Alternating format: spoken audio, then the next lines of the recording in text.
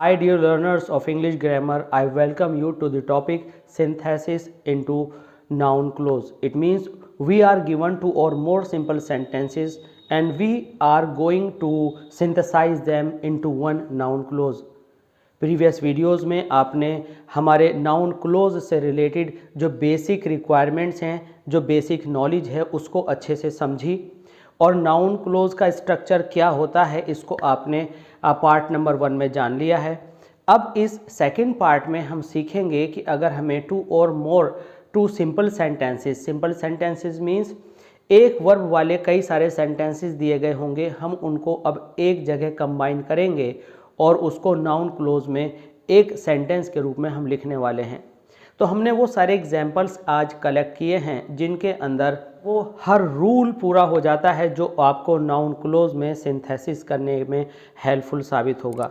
तो हम देखेंगे एक एक रूल करके उन सारे सेंटेंसेस को, उन सारे कॉम्बिनेशंस को। आइए शुरू करते हैं पहले सेंटेंस से। अगर आपने अभी तक भी हमारा चैनल सब्सक्राइब नहीं किया है तो आप हमारे चैनल को सब्सक्राइब करें, लाइक करें और शेयर करें। आइए शुरू करते हैं पहले सेंटेंस से। पहला जो हमारा सिंपल सेंटेंस है हम इसको इस तरह से लिखते हैं। क्वेश्चन नंबर 1 है, इसमें आपको 2 सेंटेंसेस दिए गए होंगे। He plays cricket, I know so. तो यहाँ पर हमें 2 सेंटेंसेस दिए गए हैं, दोनों सिंपल सेंटेंस हैं। इसका हमने पार्ट ए लिया, इसको हमने पार्ट बी माना। तो सबसे पहले हम प्रिंसिपल क्लोज लिखते हैं। नाउन क्लोज में प्रिंसिपल क्लोज आता है, प्रिंसिपल क्लोज, और उसके बाद आप सबऑर्डिनेट क्लोज लगाते हैं। सबऑर्डिनेट क्लोज आप लगाते हैं। अब हम यहाँ पर देखेंगे कि प्रिंसिपल क्लोज अगर आपकी पास्ट में है तो इसका जो टेंस है उसको हम पास्ट में चेंज कर देते हैं, और अगर ये आपका प्रेजेंट या फ्यूचर या इम्पेरेटिव है तो इसका जो टेंस है वो एज इट इज़ छोड़ दिया जाता है। इट मीन्स अगर प्रेजेंट में है तो प्रेजेंट में छोड़ दिया जाता है, फ्यूचर में है जो भी है सबऑर्डिनेट क्लोज का जो टेंस है वो उसी में छोड़ दिया जाता है। अब सवाल ये है कि सबऑर्डिनेट क्लोज होती क्या है। तो इसके बीच में एक हम कंजंक्शन हिंदी का की लगाकर, उर्दू का कंजंक्शन की लगाकर समझने की कोशिश करते हैं। तो की के बाद का जो सारा पार्ट है वो सारा सबऑर्डिनेट क्लोज के अंदर आता है और प्रिंसिपल क्लोज के अकॉर्डिंग इसका टेंस बदलता है। इट मीन्स की से आगे वाले पार्ट का टेंस बदलता है। अब हम जनरली की के लिए दैट लगाते हैं। तो अब हम इसको दोनों को सिंथेसाइज करेंगे। सिंथेसाइज मीन्स कि हम इसको कंबाइन करेंगे। तो यहाँ पर हम देखेंगे कि ये भी हमारा सेंटेंस है, ये भी है। तो किस सेंटेंस के एक वर्ड के अंदर दूसरा पूरा सेंटेंस समाया हुआ है। तो यहाँ पर हम देखते हैं कि एक वर्ड है हमारा नो, एक है सो। अगर हम सो को देखें तो ये पूरा सेंटेंस इसके अंदर आता है। मैं ऐसा जानता हूँ। अब ऐसा कैसा कि वह क्रिकेट खेलता है, बस यही आपने कर देना है कि वो एक वर्ड वाला जो एक्सप्रेशन है उसे पहले लिख देना है। अब ये सो क्या है, ये जो सो है ये ही प्लेज क्रिकेट है। तो सो की जगह ही प्लेज क्रिकेट आप लिख देंगे। I know that he plays cricket.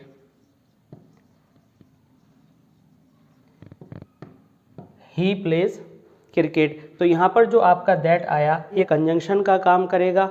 अगर इससे पहले यहाँ पर आपका कुछ भी अगर पास्ट आ जाता है, अगर मान लीजिए ये होता आई न्यू, तो इस न्यू होने की वजह से ये प्लेज जो है यहाँ पर प्लेड हो जाता। ये इसके अकॉर्डिंग सही है, इसके अकॉर्डिंग ये रॉन्ग है, और आई न्यू के बाद आप दैट लिखते और सारा जो स्ट्रक्चर है एज इट इज़ रहता और आप इसको आगे तक ऐसे ही लिख देते। तो I knew that he played cricket.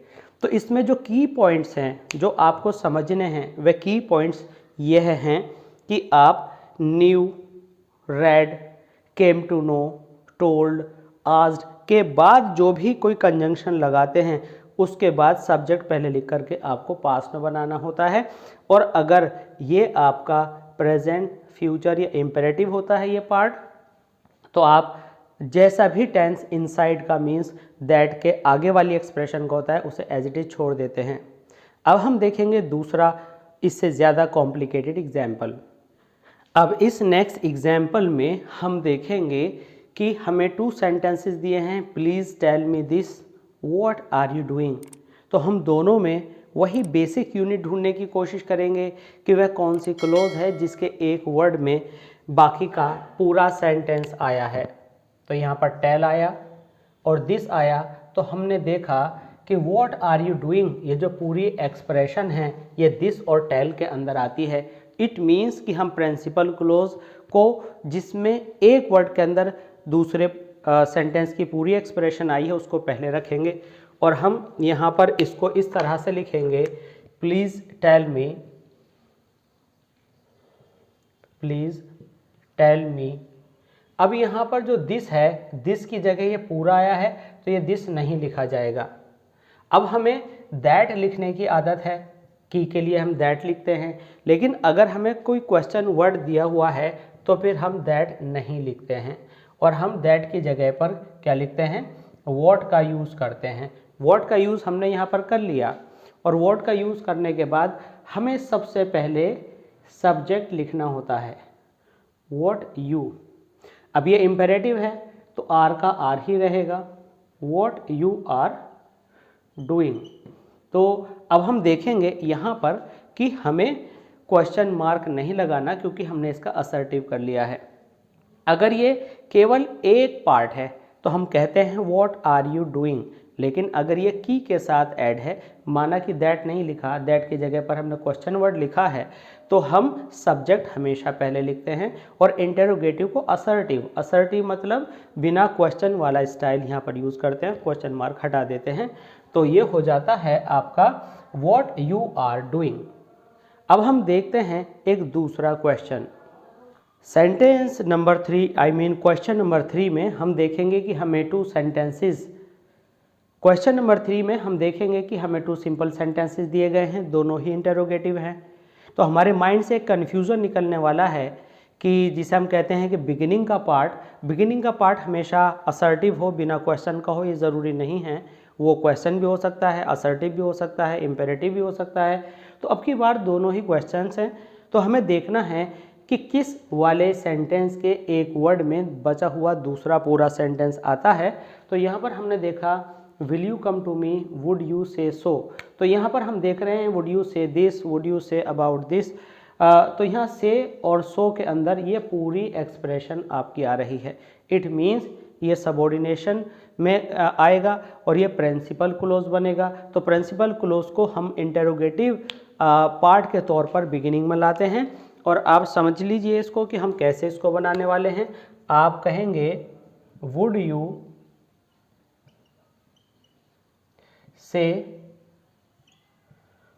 से। अब यहाँ पर हम देखेंगे कि जिन आंसर्स, क्वेश्चन का आंसर यस या नो होता है उनके लिए हम वेदर लगाते हैं। अगर हम कहते हैं क्या तुम मेरे पास आओगे, तो ऑफ कोर्स आंसर निकल करके आएगा हाँ या ना। अगर हम कहेंगे आप क्या खाएंगे, तो इसमें हाँ या ना से कोई आंसर नहीं आएगा, हमें ये बताना पड़ेगा कि क्या खाएंगे।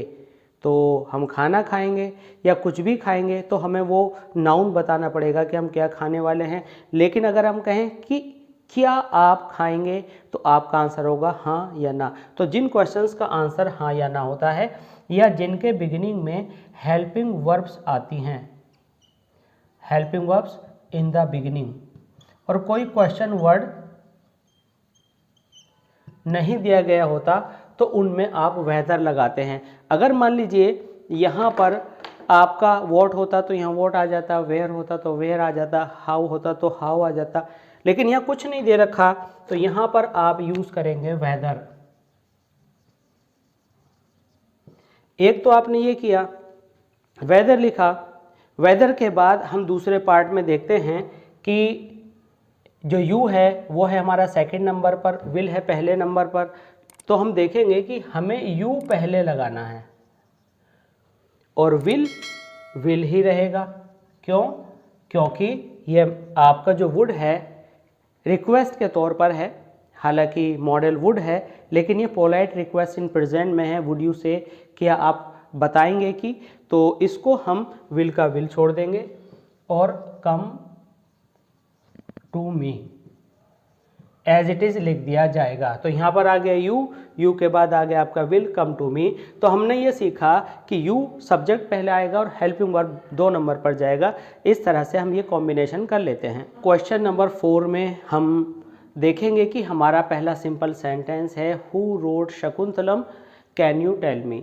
तो अब आप कौन सा पार्ट पहले लिखना है ये तो पहचान गए होंगे, क्योंकि टेल के अंदर और मी के अंदर ये पूरी बात आ रही है। तो आप यहाँ पर क्या लिखने वाले हैं? आप यहाँ पर लिखने वाले हैं सॉल्यूशन में कैन यू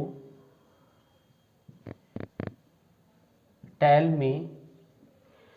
अब यहाँ क्वेश्चन वर्ड के तौर पर हु आ गया, क्योंकि आपके पास एक तो की आता है, की के लिए आप दैट लिखते हैं।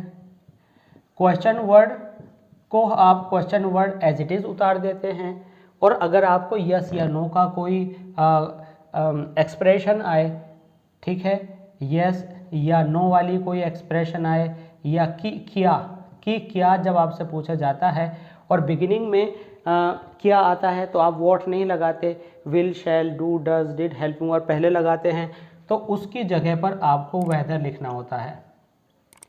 तो ये 3 मेन पॉइंट्स हैं। इसके अलावा एक आएगा आपको कि वॉट मीन्स जो कुछ कहाँ लगाते हैं, वो भी हम इसके बाद बताने वाले हैं।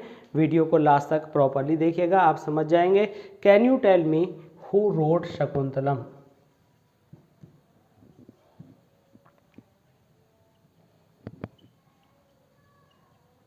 अब एक बात ध्यान रखनी है, अगर हमारे प्रिंसिपल क्लोज इंटरोगेटिव है तो हम क्वेश्चन मार्क लगाएंगे। इसी तरह से एग्जाम्पल नंबर 3 में भी आप क्वेश्चन मार्क लगा लेंगे। तो can you tell me who wrote Shakuntalam.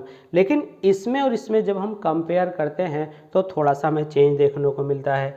इसमें ही आस्क्ड मी, तो आस्क्ड के अंदर हमें क्या हुआ, ये पूरा पार्ट मिला, तो हमने आस्क्ड वाला पहले ही लिखा रहने दिया। ही आस्क्ड मी हमने पहले लिखा हु। अब यहाँ पर एक दूसरा सब्जेक्ट और दिया हुआ है, अगर हु से अलग एक और दिया हुआ है तो पहले आप उसे लिखेंगे, और इस पास्ट की वजह से आपने इसको वाज कर दिया।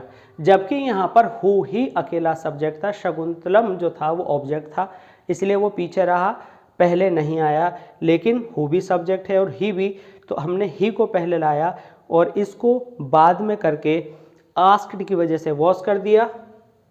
यहाँ पर ये असर्टिव है इसलिए फुल स्टॉप किया, या इंटरोगेटिव था इसलिए हमने यहाँ पर क्वेश्चन किया, ये इम्पेरेटिव था इसलिए ये जो वर्ब थी एज इट इज़ रही, ये पास्ट है इसलिए हमने इसको पास्ट कर दिया।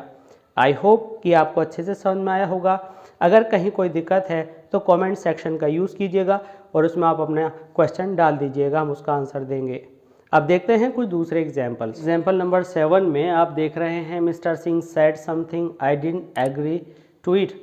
तो अब हम वही मेथड फिर लगाएंगे कि किस तरफ के एक वर्ड में पूरी डिटेल है। तो जो टू इट है, यानी इस इट के अंदर मिस्टर सिंह के कहने की बात आ रही है।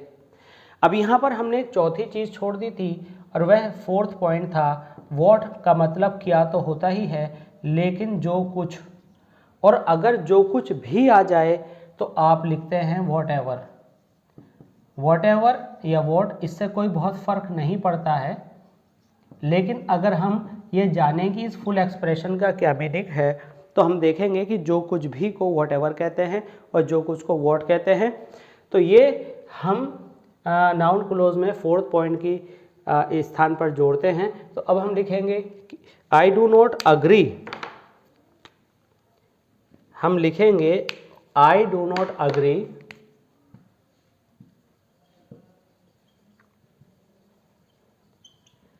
अब ये टू इट, तो इट की जगह पर ये सारा पार्ट आना है। तो I did not agree to what means जो कुछ, to what mister Singh said. अब हम क्या करेंगे कि यहाँ पर समथिंग को लिखने की ज़रूरत नहीं है, क्योंकि समथिंग के जगह ही मिस्टर सिंह का पूरा स्टेटमेंट आया है। I do not agree to what mister Singh said. तो अग्री के बाद टू आता है। अगर मान लीजिए यहाँ यहाँ डिड था तो आपने यहाँ पर डिड ही करना है। अगर यहाँ पर अग्री है तो आपने टू लगाना है, बिलीव है तो इन लगाना है। तो इस तरह से प्रेपोजिशंस का आप ध्यान रखेंगे कि ये प्रेपोजिशन आप गड़बड़ ना कर दें। तो इस वर्ड के अकॉर्डिंग जो भी रिक्वायर्ड प्रेपोजिशन होता है उसको आप यहाँ पर लिखते हैं। जैसे कि हम कहें I believe in what you say, please pay attention to your teacher से, तो अटेंशन के बाद टू, बिलीव के बाद इन, अग्री के बाद टू, ये आपको स्पेशली ध्यान देना होता है। और इसका मतलब निकल करके आता है जो कुछ। तो जब भी आपको सिंथेसिस करने की बात माइंड में आया करे तो आप ये आइडिया लिया कीजिए कि इसके अंदर की वाली सिचुएशन है, इसके अंदर क्वेश्चन वाली है, क्वेश्चन आ रहा है तो आप क्वेश्चन वर्ड लिखेंगे, अगर हाँ या ना की बात आ रही है तो आप वेदर लिखेंगे, और जो कुछ की अगर बात आ रही है तो आप यहाँ पर वॉट लिखते हैं। और ये पास्ट होने पर अंदर चेंज कर देते हैं, और ऑलरेडी अंदर अगर पास्ट है तो फिर पास्ट को परफेक्ट में करने की नाउन क्लोज में ज़रूरत नहीं होती है। ये जो टू सेंटेंसेस का एक कॉम्बिनेशन है ये एक स्पेशल एग्जाम्पल है, हमेशा याद रखिए। जब भी आपको में दिया गया होता है तो ये पॉइंट आप याद रखेंगे कि में का मतलब होता है शायद, और शायद से अलग में का जो टेंस होता है वो फ्यूचर भी होता है और प्रेजेंट भी होता है। तो शायद प्लस इज आर एम, या फ्यूचर है तो फिर आप will be shall be, will be shall be का आप यूज़ करते हैं। यहाँ पर शायद को हम ब्रेक कर देते हैं, किससे? शायद को हम तोड़ देते हैं वेदर में, और ये अपनी जगह इज़ारम रहता है। तो अब हम इसको कॉम्बिनेशन में कैसे लाएंगे?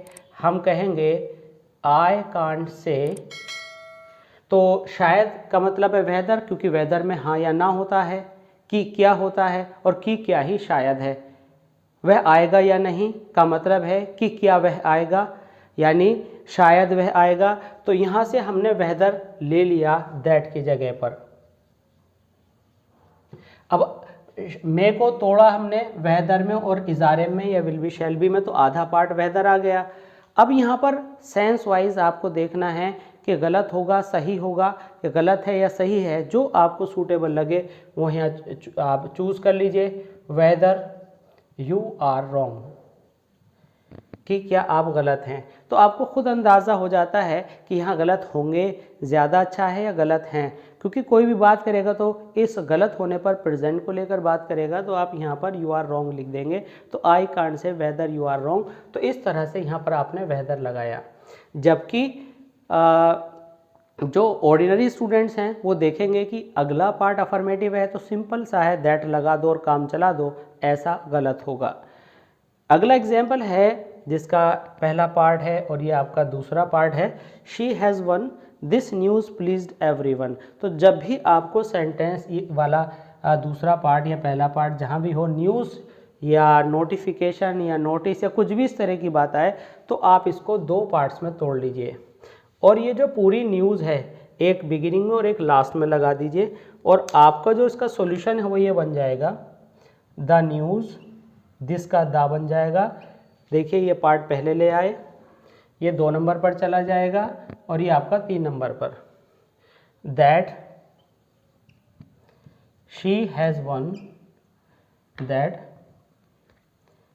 She has one pleased everyone, pleased everyone. तो यहाँ पर the news one part, that she has one दूसरा पार्ट, प्लीज्ड एवरीवन तीसरा पार्ट है। तो इस तरह से आप इसको ब्रेक करके कंबाइन कर लेते हैं। अब फाइनली 2 एग्जाम्पल्स हैं, उनको भी समझते चलते हैं। अब यहाँ पर ये जो 2 सेंटेंसेस दिए गए हैं ये अपने आप में बहुत ही अलग तरह के सेंटेंसेस हैं। इनमें कुछ डिफरेंट पॉइंट्स आपको समझने हैं, आइए उनको समझते चलते हैं। आई do not know the reason, यहाँ पर ये वर्ड मिला। आई do not know the place, हमें यहाँ पर प्लेस वर्ड मिला। तो मैं प्लेस नहीं जानता हूँ, तो इसका मतलब सीधा सा निकल कर के आया कि वह कहाँ गया है, और मैं रीज़न नहीं जानता हूँ, मतलब ऐसा क्यों हुआ है।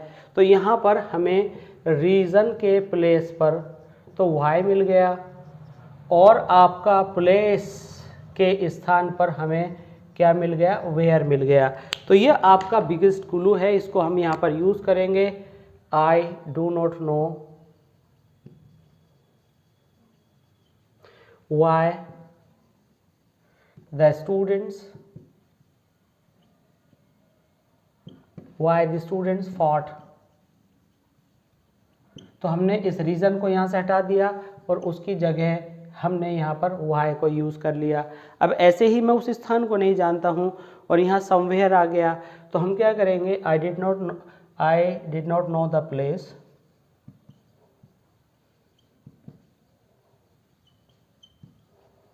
आई did not know the place where.